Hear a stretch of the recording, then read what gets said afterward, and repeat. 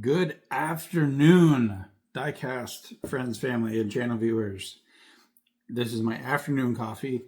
Why am I doing a video so late in the day? Because our dang old internet was out. True Vista Fiber is the service we use. And according to them, there was a truck accident that took something out.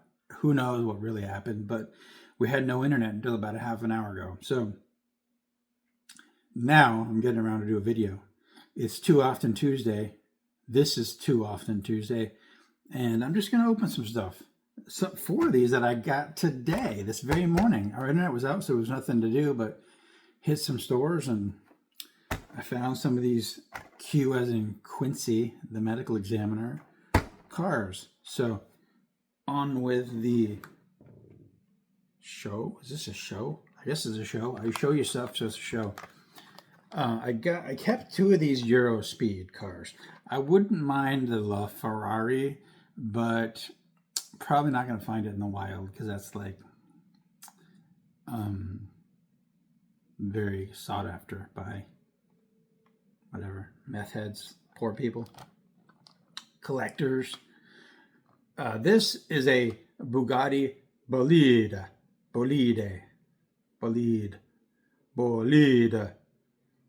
And Bugatti has always confused me because it seems Italian.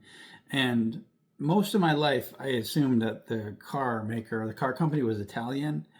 But here's what I know, what I think I know. Correct me if I'm wrong. The guy that founded the company, Mr. Bugatti, was Italian. And I don't remember where he was born, but he was Italian. Italian born, I guess.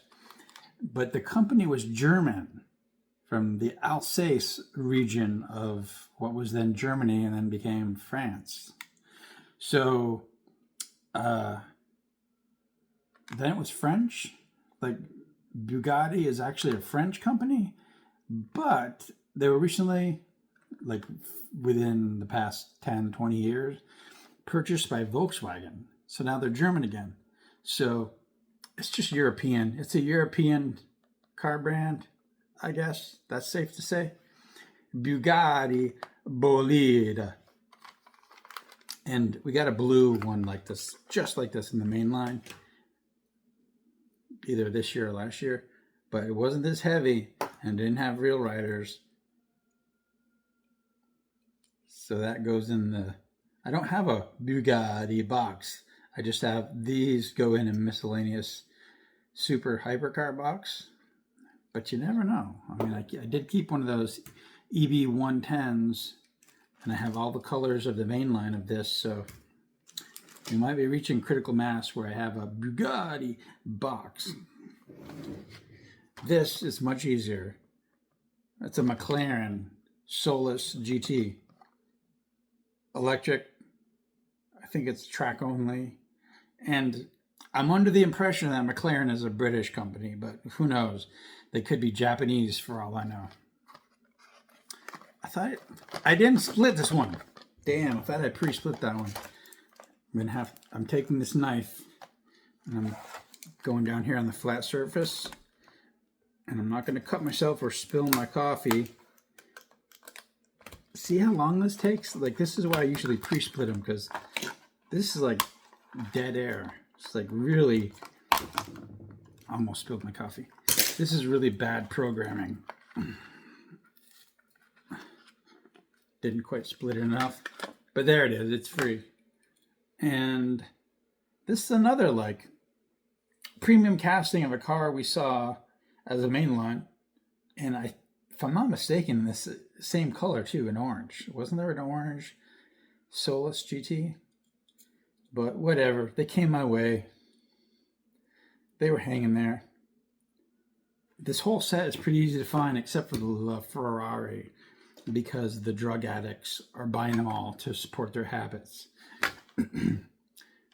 Those came a couple days ago. But today, I mentioned that I found 4 today. Shazam! The one everyone wants. One of the ones that everyone wants. I found it. I wanted it. I got it. Here it is in dark gray. And I don't have a menu. How do I say this? I don't have nearly all of these. I have quite a few. What the hell is that? Is that a factory flaw?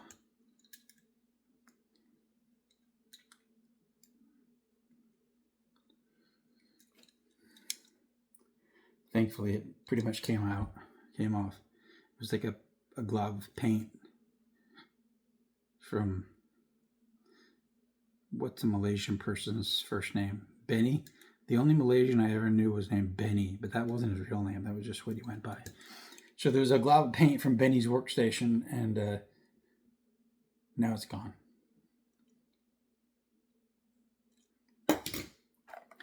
The Audi 90 in black. It's a Quattro. Quattro means it's four-wheel drive.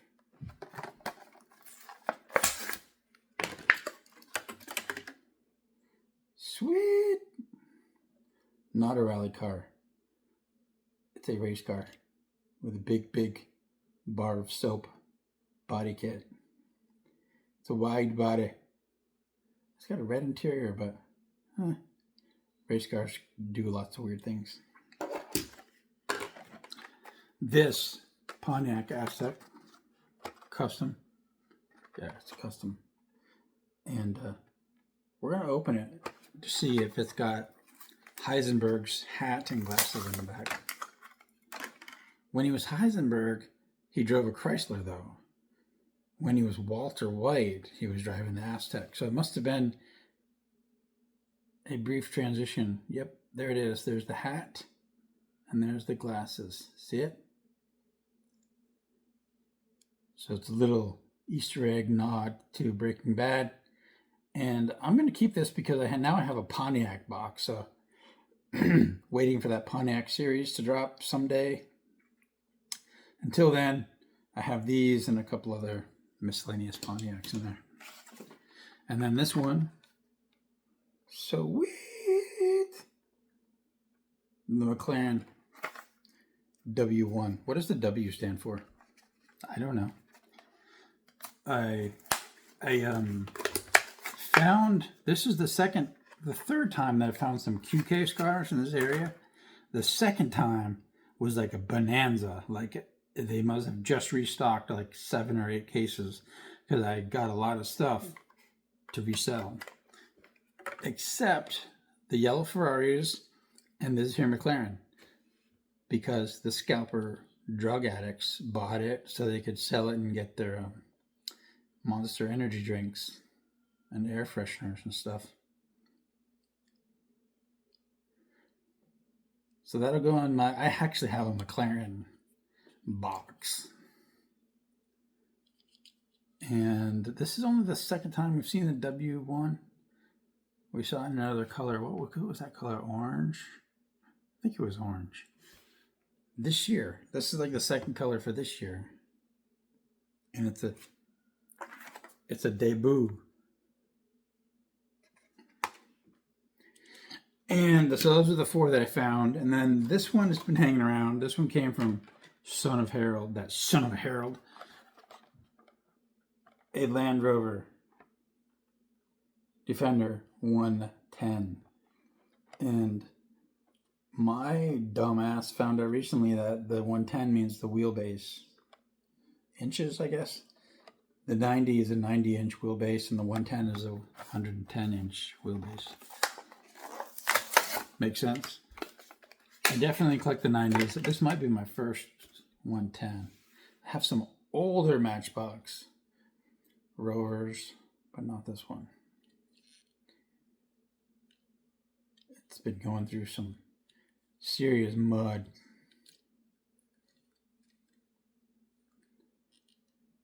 And it's got all kinds of goodies. It has a living room on the top. Check it out. Futon and beanbag chair. Hookah pipe. You could like party up there. Take a break from driving and climb up top and chill. So that's all I got for Chew Off on Tuesday. And yeah, I'll see you tomorrow for Wishlist Wednesday.